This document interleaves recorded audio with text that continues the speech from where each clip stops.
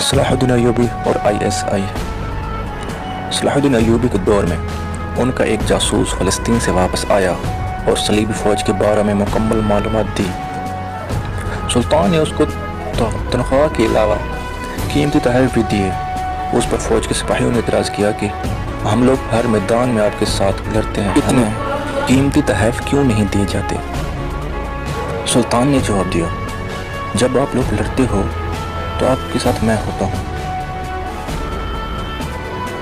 اگر آپ لوگ شہید ہو جاتے ہو تو آپ کو یقین ہے کہ آپ کا جنازہ بھی پڑا جائے گا اور قبر بھی نصیب ہوگی، مگر میرے جاسوس، میرے وہ گمنام سپاہی کہ اگر پکڑے جائیں تو ان کو کفن بھی نصیب نہیں ہوتا، یہ میری آنکھیں جن سے میں دشمن سے میلوں دور رہ کر ان کو دیکھ سکتا ہوں، یہ میرے دو کان ہیں جن سے میں میلوں دور بیٹھ کر دشمن کی آواز سنتا ہوں، یہ اگر چاہیں تو اپنے ایمان اور ضمیر کا سودا کر کے میرے لیے شکست کا باعث بن سکتے ہیں، مگر وطن سے دور دشمن کے اندر رہ کر اپنا ایمان نہیں بیچتے اور محمد عربی صلی اللہ علیہ وسلم کے دین کے لیے اپنی جان ہر وقت ہاتھ کی ہتھیلی پر رکھتے ہیں، اس لیے یہ تم سے زیادہ انعام کے مستحق ہیں۔ ہماری ISI کی گمنام مجاہد بھی صلاح الدین ایوبی کے جانشین ہیں۔ خفیہ مشن ایک افسر کو سونپا جاتا ہے جسے دشمن کے صفوں میں گھس کر وہ تمام ٹھکانے جو کہ پاک وطن کے دشمنوں کی طاقت بنے ہوئے تھے ان سب کی معلومات لانی تھی۔ یہ مشن ایسا مشن تھا کہ تھوڑی سی غفلت پہ ایک اذیت ناک موت اور ناقابل تلافی نقصان کا پیش خیمہ بن سکتا تھا۔ ان افسر کے بارے میں کہا جاتا ہے کہ اللہ نے کمال ذہانت اور بہادری سے نوازا تھا۔ خیر، بریفنگ برخاست ہونے کے بعد وہ افسر وہاں سے نکل گئے۔ کس روپ میں، کہاں، کس کے ساتھ، کسی کو علم نہیں سوائے اس ایک شخص کے جس کے ساتھ ان کی میٹنگ ہوئی۔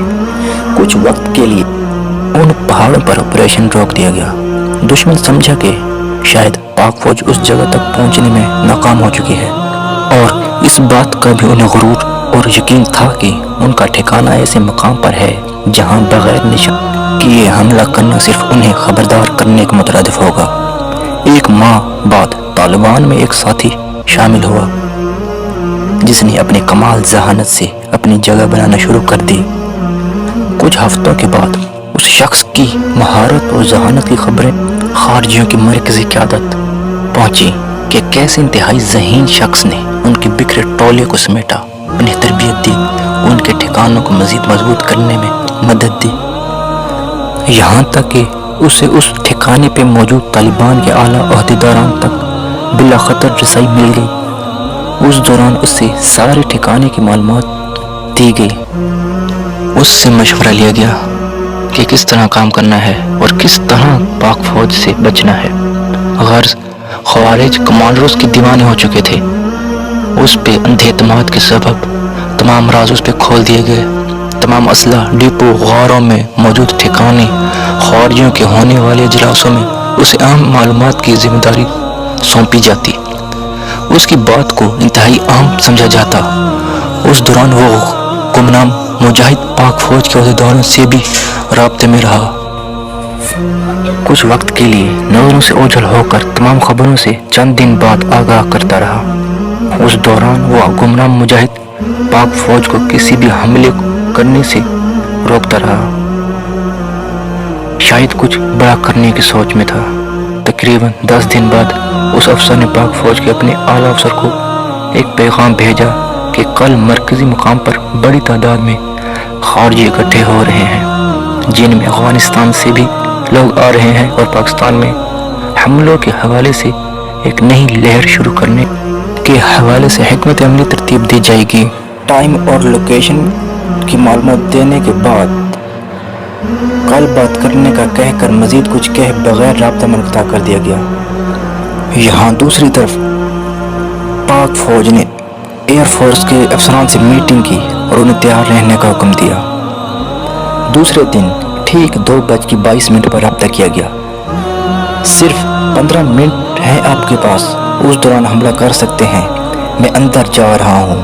صرف 2 منٹ کے لیے معذرت کر کے کمرے تک آیا، اس سے روکا گیا لیکن وہ انکار کر گئے کہ میری غیر موجودگی کو شک کی نگاہ سے دیکھا جائے گا۔ غار طویل ہے، میرے لیے نکلنا ممکن نہیں۔ یہ جان اس وطن کے کام آ جائے، اس سے بڑی خوش نصیبی اور کیا ہو سکتی ہے۔ آپ بسم اللہ کریں، ورنہ ایسا موقع آپ کو دوبارہ نہیں ملے گا۔ میں جا رہا ہوں۔ اللہ اکبر، پاکستان زندہ باد، خدا حافظ۔ اس سے پہلے کہ مزید کچھ کہا جاتا، سنا جاتا، رابطہ منقطع کر دیا گیا۔ وہاں ایئر فورس کو حملے کا حکم دے دیا گیا۔ پاکستان کے شاہین ٹھکانے کی جانب روانہ ہوئے۔ وہاں پاکستان کا عظیم بیٹا، پاکستان کا فخر، پاکستان کا گمنام سپاہی اپنی جان دینے کے انتظار میں اپنی جگہ بیٹھا، اپنے دشمن کی عبرتناک موت اور اپنی شہادت کا منتظر تھا کہ چند منٹ بعد ہی تیاروں کی گرج سنائی دی۔ اس سے پہلے کہ دشمن سنبھلتا، دشمن کا ٹھکانہ چند ہی لمحوں میں مٹی کا ڈھیر بن گیا۔ اسلحہ اور بارود کے ڈیپوں میں لگی آگ نے سارے ٹھکانے کو ملیہ میٹ کر دیا۔